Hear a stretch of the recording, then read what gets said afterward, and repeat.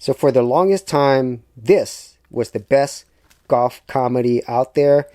Caddyshack was released back in 1980, had a stellar cast of actors and comedians, including Bill Murray, Chevy Chase, Roger Dangerfield.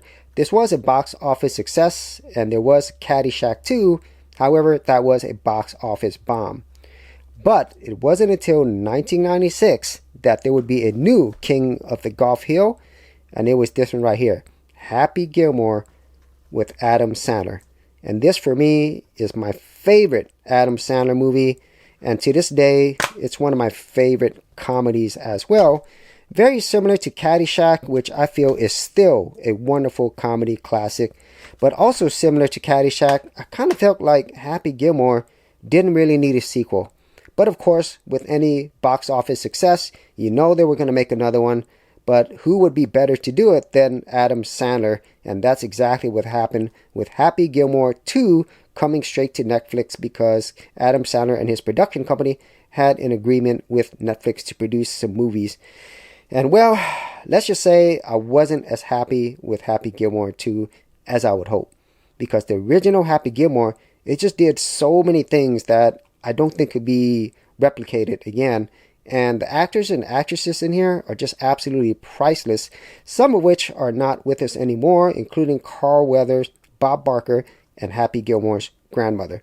So Happy Gilmore 2 is very similar to Happy Gilmore 1. There is a sad beginning, I would say. And now Adam Sandler, or Happy Gilmore, has a family issue that he needs to solve. But very similar to part 1, he needs money. He's down on his luck, and there's really nowhere else to go except golf. And that's the whole general story. And then you have a host of characters, most of which are from the first movie, including Hal, played by Ben Stiller, and of course, the amazing Shooter McGavin, played by Christopher McDonald, and Julie Bowen playing Virginia Bennett comes back as well, and many, many other people. But it wasn't the type of sequel and reunion I was hoping for, because most of Happy Gilmore 2, they rely so much on nostalgia.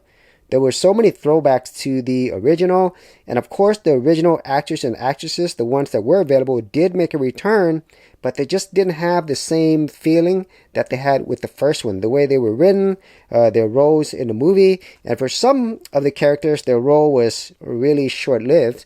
And at the end of the day, with Happy Gilmore 2, I kind of felt like it was just trying to recycle a lot of what was done.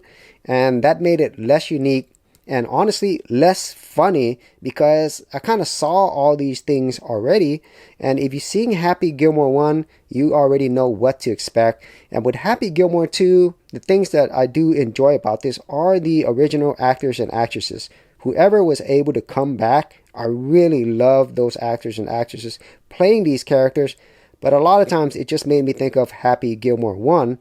And then the actual villain or villains with this Maxis evil golf company, I didn't really get much out of that. And their main rivals and all that stuff near the end.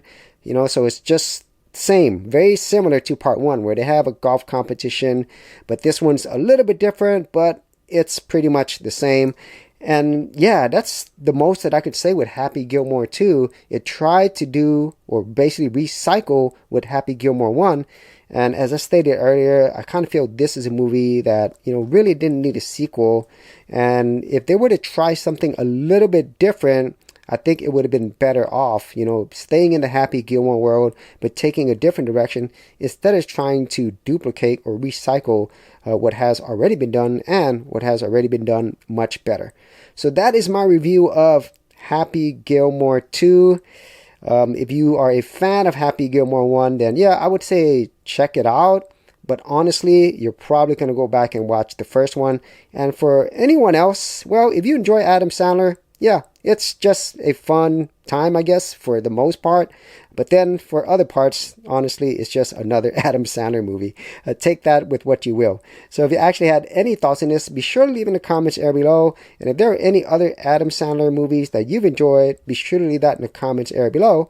And I'll see you on another episode.